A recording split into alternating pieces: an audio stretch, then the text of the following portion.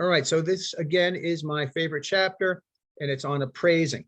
And appraising is a very important function of what we do in terms of our real estate careers. People, going to put an offer on a house. They want to know what it's really worth, and you're going to do some small calculations to sometimes give them a good idea. And sellers, when they put their house on the market, are going to know what it's worth. You're going to do some small calculations to give them a good idea. But a very quick reminder is you guys and myself, we are real estate brokers and real estate agents, and we are not appraisers. In order to be an appraiser, you have to have an appraiser's license, which requires 150 hours of tests and requires you serving an apprenticeship. So when we start talking about appraising, we need to define a couple things. First thing we're going to define is value, price, and cost. Value, price, and cost. A couple more people are popping in. Value is the worth of an item at a certain time. Market value is the most probable price a ready, willing, and able buyer who is not forced to buy will pay a ready, willing, and able seller, not forced to sell, with a reasonable amount of marketing time. And that is exactly what we're looking for when we do an appraisal. When we're an appraiser and we're doing an appraisal, that's the number we're looking for.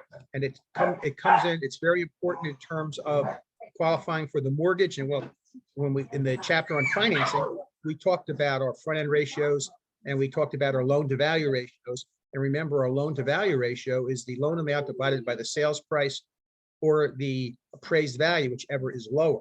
So again, when you're getting a mortgage, the appraisal is very important to you being able to get the loan that is secured by the mortgage. So market value, again, this is very important. That's why I'm reading it again. The most probable price a ready, willing, and able buyer who is not forced to buy will pay a ready, willing, and able seller not forced to sell with a reasonable amount of marketing time. Now think about that for a minute. Who's forced to buy a house? Well, in New Brunswick, in order to be a fireman or a policeman, you have to live in New Brunswick. So those people are forced to buy in New Brunswick or rent in New Brunswick. And in New Brunswick, there's a couple of neighborhoods where all the policemen and firemen live, like Rutgers Village. That's where the mayor lives and the city administrator lives and a lot of policemen and firemen. So those houses sell at a premium because people who live there are forced to buy in that neighborhood. And think about people who are forced to sell. Who's forced to sell? Well, an estate is forced to sell. Somebody dies and you're selling the dead person's house, they're actually forced to sell. And somebody who's getting foreclosed is forced to sell. So sometimes when we're doing appraisals, we don't really consider so much prices of foreclosed houses where things sell for at the sheriff's sale or prices where people are forced to buy. All right, so again, market value, that's what we're looking for when we do an appraisal. That's the most probable price a ready, willing, and able buyer who's not forced to buy will pay a ready, willing, and able seller not forced to sell with a reasonable amount of marketing time. Next one is market price, and that's what a person pays for a property.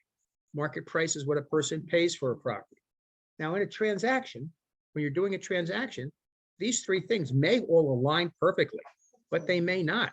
They may have the value be worth more or less than the market value, and the market price might be more or less than the market value. That's what's happening a lot right now. People are overpaying for properties because there's so few properties around, and if you want a house, you're going to be forced to overpay. So again, these three things may all line up or they may all be different, but the one we're looking for when we do an appraisal is market value. Again, the most probable price a ready, willing, and able buyer, not forced to buy, will pay a ready, willing, and able seller, not forced to sell, with a reasonable amount of marketing time. And bear with me one second. Somebody else is popping in. Hey, Bruce. Yes. I got a question. Yes. So I can't remember. My head's kind of jumbled, but like option with the option deal, is that also like a force to sell? No, or am I like confusing but that? you've kind of got, you've got the concept half right. An option contract is a contract where the seller can be forced to sell by the buyer, but they still are going to agree to a market value price. It's just that the buyer doesn't have to buy the house unless he exercises his option, right? So only the seller can be forced to perform in that contract, but it doesn't mean the seller had to enter into the option contract, right? The seller's not being forced to enter into an option contract. He's entering into it of his own. So they're really two Okay. different concepts. Okay. Okay, thank you. Quick answer, but I'm glad your brain is going back and forth between chapters. That's a really good sign that's when you know you're starting to understand it. All right, and the last way is cost. Cost is the cost of the improvements, all the lumber and all the siding and all the electrical, plus the value of the land. That's the cost approach. So value, the worth of an item at a certain time. Market value, that's what we look for when we do an appraisal. Market price, that's what people end up paying for a property. And the cost of the improvements plus the value of the land. Again, in a perfect situation, they all line up.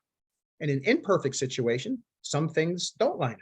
And you might be able to buy a house that has a market price below market value. Well, if you're looking to make money flipping houses, that's what you want to do all the time, right? You want to buy something cheap, so when you sell it, you can make money. The next thing we're going to look at, and this is Economics 101, is the economic characteristics of value. What gives anything in the world value? And that could be gold, or it could be real estate, or it could be cars.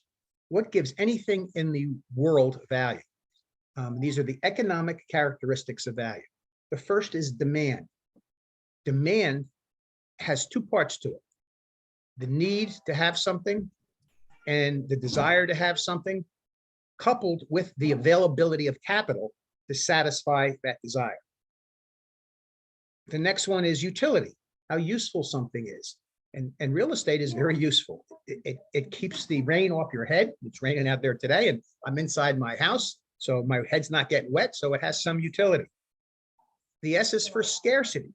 Scarcity means how plentiful or scarce something is. And right now, real estate, houses for sale, are very scarce. So it's affecting value. And we're going to see that value is being pushed up by the scarcity of the supply of houses right now. And the last element of economic characteristics of value is transferability. And that's how reliable the transfer is.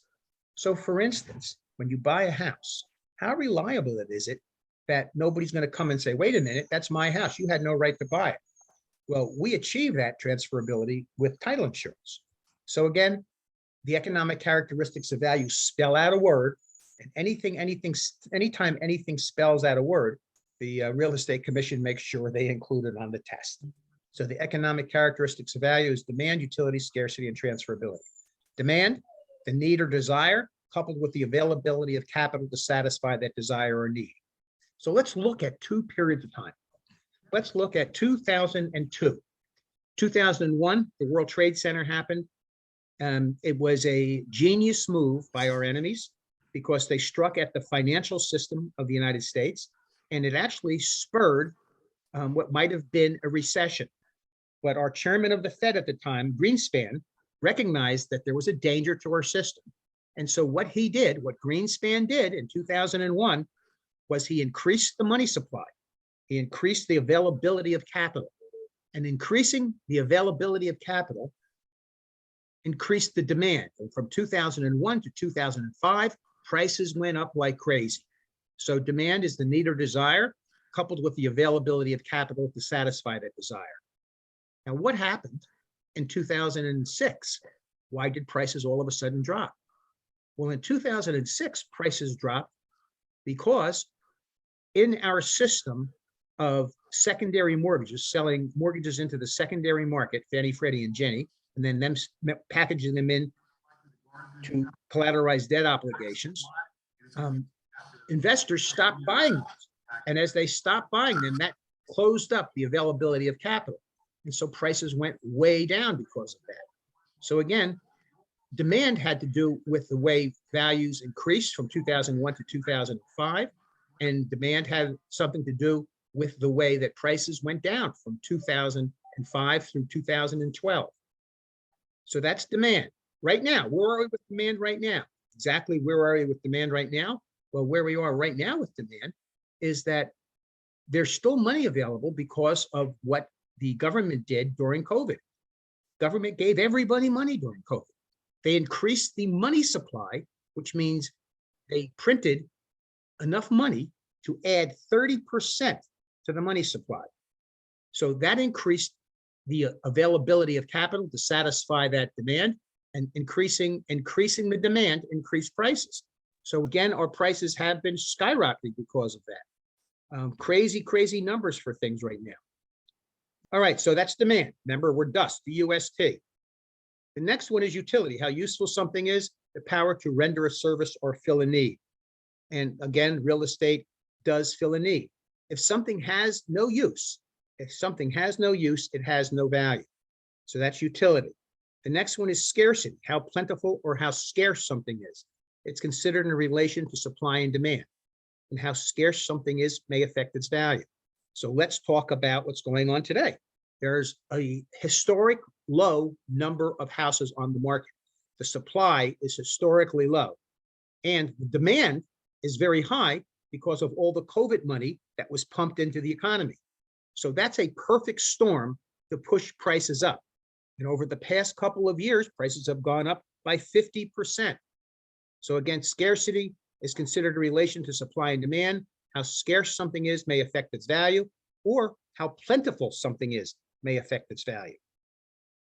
The next thing we want to be concerned with is transferability. The physical mobility, and we'll talk about that in a minute because it does not apply to real estate, and the possession and control of rights of ownership. So there is no proof of ownership on a house. You do not have a document that says this is my house. What you have is a deed, and the deed was the tool by which the previous owner transferred it to you. But how do you know the previous owner was truly the owner? Well, we achieve some kind of a surety of you actually owning the house by title insurance. And title insurance gives us a high degree of transferability. Transferability is the possession and control of rights of ownership. So we have a high degree of transferability. You can be pretty sure that if you buy a house and you get title insurance, because title insurance gives us this element of assurance by issuing us insurance, title insurance gives us a high degree of reliability in terms of not having somebody come and take the house away from you, because it was really not the seller's house that sold it to you. And we achieve that through title insurance. So we have a high degree of transferability. That means that our economic characteristics of value as they apply to everything, including real estate, is DUST: demand, utility, scarcity, and transferability. Now, let's go back on transferability to physical mobility. Real estate does not have physical mobility. Cash has physical mobility, and cash is said to be fungible. I don't know if you've ever heard that term, but fungible means you can take that asset anywhere you want and it has value. Real estate, you can't move. So real estate has a concept called situs, S-I-T-U-S. It's immovable and it's unique. So you cannot move real estate around. It's, for the most part, unless you're talking about a mobile home perhaps, but for the most part, you can't move real estate around. It's unique and it's immobile, but we still have possession and control of the rights of ownership. And again, in New Jersey, we have an allodial system, which means we transfer those rights of ownership by deed. And we have transferability when we get a title insurance policy on the house. And if we have a title insurance policy on the house, when we buy, we get a title insurance policy. We're said to have marketable title. And that marketable title means that if we go to sell the house, the person who is going to be buying it from us will also be able to get title insurance. And therefore, they have a high degree of reliance on the transferability. They have a high degree of reliance that you truly are the owner that has the right to sell it to them. All right, so those are the economic characteristics of value that apply to everything, whether it's gold, whether it's a car, or whether it's real estate. Now we have the things that apply specifically to value in real estate, the things that apply specifically to real estate in terms of value. Again, principle of supply and demand. Very few houses on the market right now, prices are going up. Back in 2008, a ton of houses on the market. Prices were going down, 2008. Principle of change. The principle of change states that all real estate goes through a life cycle. And the life cycle is growth, stability, decline, and renewal. Growth, stability, decline, and renewal. So if you were going to make some kind of investments in real estate, and you wanted to do ones that you didn't have to get your hands dirty, one of the ways to do it is to find somebody who's building a bunch of brand new homes and you buy one of the very first ones that they have complete or sign a contract on one of the very first ones they offer, because that's very new. So in the life cycle of real estate, it's in the very beginning, it's in the growth stage. And the value of that property grows during the growth stage.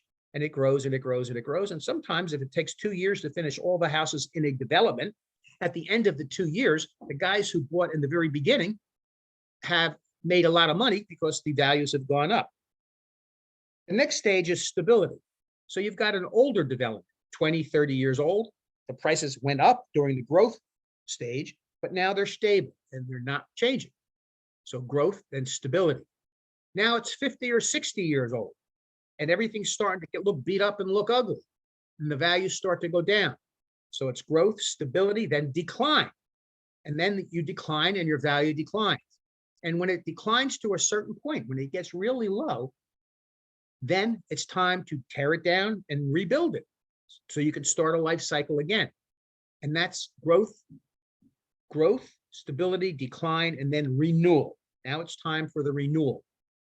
And if you're looking at real estate, different types of buildings have different life cycles. I have houses that are for sale that are 200 years old right now. And I have condos that are for sale that were built in the 1980s. The condos are in the decline part of the life of a real estate building. They're in the decline part. They've already gone through the growth and the stability. Now they're in the decline. The 200-year-old house is still in the stability. So there's different life lengths, the amount of time in the circle for different properties. Okay, so growth, stability, decline, and renewal, the principle of change. The next one is the principle of substitution. And we use the principle of substitution when we're evaluating the price of a house by the comparable sales method. When we are pricing your house by using other ones that have recently sold that are similar to yours in location, amenities, and size, that's the principle of substitution. And what the principle of substitution states is that something is only worth what something can be easily substituted in its place for. Something is only worth what something can be easily substituted in its place for. That's the principle of substitution. And we use that when we do the comparable sales method to find the value of a home. The next principle is the principle of highest and best use. And on the principle of highest and best use, it says that when you have found the highest and best use, you have found the highest value. If you don't have the highest value, then you don't have the highest and best use. My best example for this is my office in Highland Park. My office in Highland Park was built in the 1890s. It's a house, it would be 3 bedrooms, 1.5 baths, and it would be worth $300,000. But it's on a main road and it's got a parking lot. So that building where my office is has a higher and better use than as a 3-bedroom, 1.5 bath house. The higher and better use is an office. And as an office, it has a value of $500,000. So I found the highest and best use, therefore I found the highest value. The principle of highest and best use says that when you found the highest and best use, that's when your value will be the highest. If your value isn't the highest, then you haven't found the highest and best use. The next one is the principle of increasing and decreasing returns. And the principle of increasing and decreasing returns typically says that you might have a piece of property, and let's say you have a rental and it's in New Brunswick, and you have 3 bedrooms, a living room, a dining room, and a kitchen. So it might have a value to convert that dining room to a 4th bedroom, because in New Brunswick, when you're renting out to students, the more bedrooms you have, the more money you have. So there might be an increase in the amount of rent, so an increasing return based on something you've done to the house. That's the principle of increasing and decreasing returns. And I have had people who bought a house and they tore a wall down between 2 bedrooms to give them a larger master bedroom. So other than that, the house hasn't changed, but it's reduced the value of the house. Principle of increasing and decreasing returns. The next one is the principle of contribution. And the principle of contribution says that if you make an improvement to a house, the improvement may or may not add value to the house. My favorite example of this, if you've got a house and you want to put in an in-ground swimming pool, The in-ground swimming pool is going to cost you $30,000 to put in, but the value it adds to your house is only $15,000. So on the principle of contribution, putting in a swimming pool is not a great idea. However, to keep your spouse and your children happy, putting in a swimming pool might be a good idea.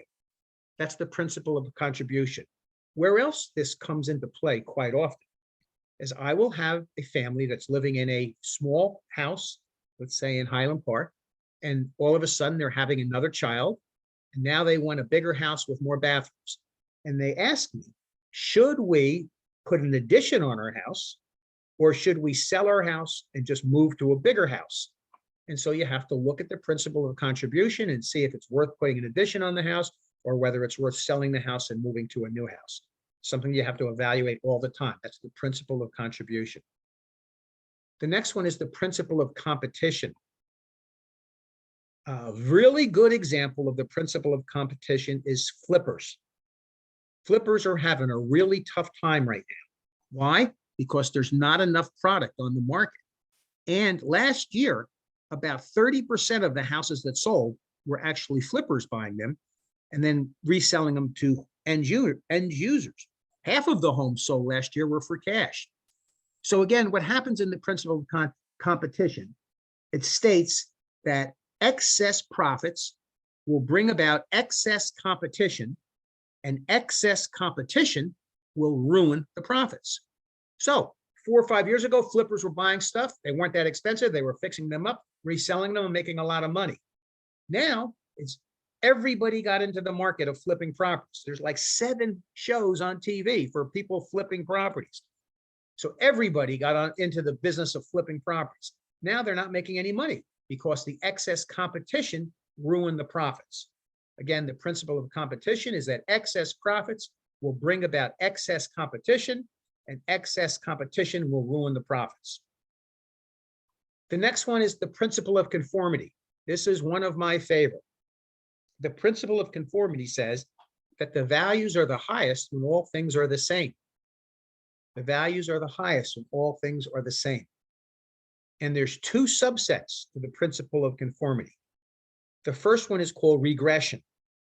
Regression states that if you've got the biggest, nicest house in a crummy neighborhood, the value of your big, nice house gets drawn down by the crummy neighborhood. That's called regression. You've got the biggest, nicest house in a crummy neighborhood. The crummy houses draw your value down, and it hurts your value. That's called regression.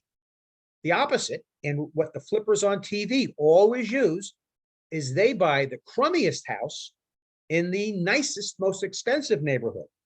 That's called progression, and that brings your value up. That's the principle of conformity. Another part of the principle of conformity is you have to remember that many people, including me, have their brains that say familiar feels better. I don't like change. I don't like it when my wife changes the color of the rooms. My wife forced me to paint my office in Highland Park this summer, and it drove me crazy because it's been the same color for 25 years. It actually looks much better now, but it was really tough on me because I don't like change. The principle of conformity says that when all things are the same, there's more value. That's why when a builder builds homes, a builder will build all colonials, or he'll build all ranches. They won't build a contemporary, a ranch, a split level, a bi-level, a colonial, because that would reduce their value. The principle of conformity says that when things are the same, they have a higher value. The next one is the principle of anticipation. The principle of anticipation says that sometimes value is derived from the anticipation of future events. So you're in Carteret, and in Carteret, there's a neighborhood that used to be a really rough neighborhood. It's been changing over the last 10, 15 years, and they're getting ready to put a ferry in Carteret that will go to Lower Manhattan. So the anticipation of that ferry coming to Carteret, to the Chrome section of Carteret, has increased the values in that neighborhood. That's the principle of anticipation. The anticipation of future events may increase the value. The anticipation of future rents could decrease the value also. If there is an anticipation that a gigantic manufacturer where most of the people in the town have some sort of a connection to that manufacturer is going to pull out and go to Mexico to make something, the anticipation of that happening might reduce the value of it. The next one is the principle of plottage. The principle of plottage says that you might take one piece of property that costs 100,000, and then you buy the adjacent piece of property that costs 100,000, and then you buy the adjacent property to that costs 100,000. So now you spent 300,000 for those 3 lots that all touch each other. So you're putting them all together now. That's also called the principle of assemblage. You're putting them all together now. And when you put those 3 lots all together, they may have a higher value. By the way, one of the reasons they have a higher value is now they may have a higher and best use. So all of these different principles of value as they apply to real estate, all of them connect to each other. And if you're looking to buy a house and you're looking to flip a house, you really should be considering all of this stuff. Other considerations that add to value. Social considerations. How good the government is. There is a book out called The Big Sort, S-O-R-T. And it speaks to people are moving to places that have the same political affiliation as them, red states or blue states. So social considerations may add some value or take away some value. There's other social considerations besides political, but that's just an example. And The Big Sort is a good book because you don't realize how many places have a majority of either red or blue. So there's no chance of the other side ever winning. It's one of the reasons we fight all the time, because everybody has hard lines. Nobody compromises.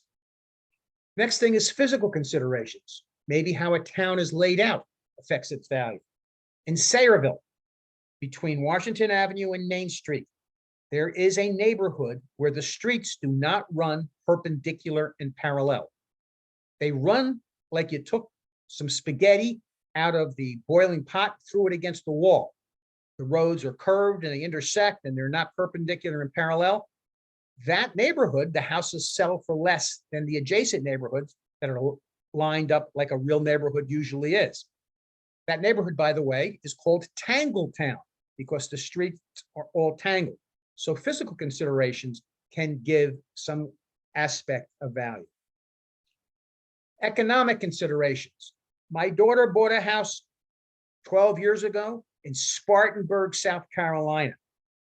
She paid $90,000 for a 3,000 square foot house on a couple of acres. So 10 years ago, $90,000 for a 3,000 square foot house on 10 acres. Why? Because Spartanburg, South Carolina used to be a textile center for South Carolina, and all the textile mills moved to overseas. So values had gone down. However, BMW 2 years ago opened an assembly plant in Spartanburg. They're building a second assembly plant in Spartanburg. And so now values of houses are going up because there are so many more high-paying jobs in town, where 10 years ago there were no high-paying jobs in town. So economic considerations come into play. Governmental considerations, and I'm going to lump schools in with governmental considerations. My favorite example of this is Edison. If you live in 08820, that's North Edison, you go to J.P. Stevens High School, one of the best high schools in the country when the ratings come out. If you live in 08817, you go to Edison High School. And I don't have a very high opinion of Edison High School, nor do other people. So if you take the same house from 08817 and relocate it to 08820, it goes up in value by about 50%. So governmental considerations have something to do with the value. Things like how high the taxes are, how difficult the town is to work with in terms of planning, building, and zoning. Those are governmental considerations. All right, so we've got all this stuff in our head, and we're going to think about it. We're an appraiser. We're going to keep all this stuff in our head, all these functions. When I do reports for banks about the value of certain properties, all these things that we just went over have some sort of a reporting aspect within the report that I'm giving the bank. And all of them then have me make adjustments to the value based on what the answers are to those questions. Like, how are the economic conditions? And if they say they're horrible, well, I'm going to reduce the price of the house. If I say the economic conditions are great, I'm going to increase the price of the house. So all those things go into your brain, and then you're going to think about doing the appraisal process. And what are the steps for the appraisal process? Step one for the appraisal process is to define the problem. Why am I doing the appraisal? Well, you're going to do an appraisal if you're getting a loan. You're going to do an appraisal if you need to know what the house was worth for some purpose. You're going to get an appraisal if you need to know what the house was worth 20 years ago when your parents passed away and you inherited it, because when you inherit it, you pass it at a stepped up cost basis. So you want to know what it was worth the day you inherited it. So you might be doing an appraisal for that. You might be doing an appraisal as part of a divorce to find out, how they should split things up. So the very first step in the appraisal process is to define the problem. The second step is to inspect the neighborhood and the subject property. So the very biggest thing I want you to keep on your mind is when we're doing an appraisal, the house that we are appraising, we're going to call the subject property. The house that we are appraising, we're going to call the subject property. So you're going to inspect the neighborhood and you're going to inspect the house you're appraising. You're going to look at how many bedrooms, how many baths, central air, does it have a driveway, does it have a basement, does it have a garage, all those kind of things. The next step is to collect the pertinent data. So we're probably, if it's a house, going to be using comparable sales method. So we're going to look at what houses sell for in the neighborhood. If we're going to use the income approach, we're going to look at what houses rent for in the area. So we're going to then collect whatever data, and all that data is available somewhere. We're going to collect the pertinent data that allows us to fill in the form that tells us what things sold for, what things are selling for, how many days on the market, how many times they had their prices reduced, those types of information. The next thing is we're going to apply each of the three approaches to value. Each of the three approaches to value. And the three approaches to value are the comparable sales method, the income approach, and the cost approach. And if we were really a true appraiser, we're going to use all three of those methods. If we're just a real estate salesperson and we're telling somebody what their house is worth, you're probably only going to use the comparable sales method. But a real appraiser will address all three of those approaches to value: comparable sales, income, and cost. So we're going to apply each approach to value. The next thing, when we apply each approach to value, we come up with numbers, opinions of value based on applying each of the three approaches, we're going to correlate the value estimate. Correlate means we're going to compare them to each other subjectively.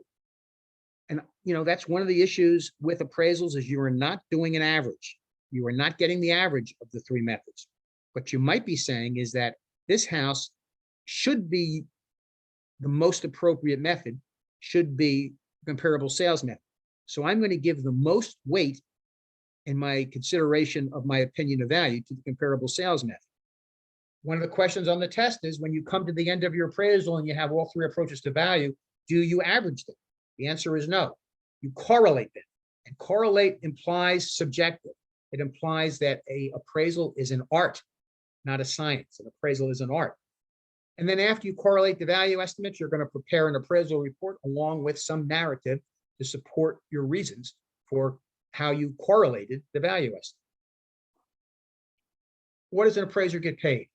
An appraiser who's doing a full appraisal on a single family house might get $500 or $600. If you're just doing broker price opinions, which are not appraisals, for a bank, you might get $50. And there's some real estate agents who they make $100,000 a year just doing these broker price opinions, which again are not appraisals, they're broker price opinions. All right, so we have three approaches to value: the sales comparison approach, the income approach, and the cost approach. On the sales comparison approach, we're using the principle of substitution. The principle of substitution says that something is only worth what something can be easily substituted in its place for. The income approach, we are using what's known as the capitalization method. We're looking at the net income on a piece of property And from that net income and from what we know to be the cap rate, we're deriving a value from those numbers.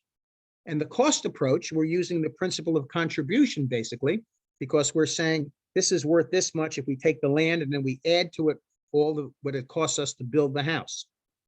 And the cost approach generally gives you a much higher value than the other approaches. So those are the three approaches to value: sales comparison, income approach, and cost approach. Sales comparison approach is best used for a single family house in a development. Income approach is best used for an apartment building or a strip mall. Cost approach is best used for a church, because a church doesn't have income, or a very unique building like a Frank Lloyd Wright house that has significant historical perspective. You might use the cost approach. But you're going to use all three methods and you're going to correlate, which means you're going to subjectively pick which method is the best for getting the value of that house. All right, that's it for tonight. We'll see you guys tomorrow.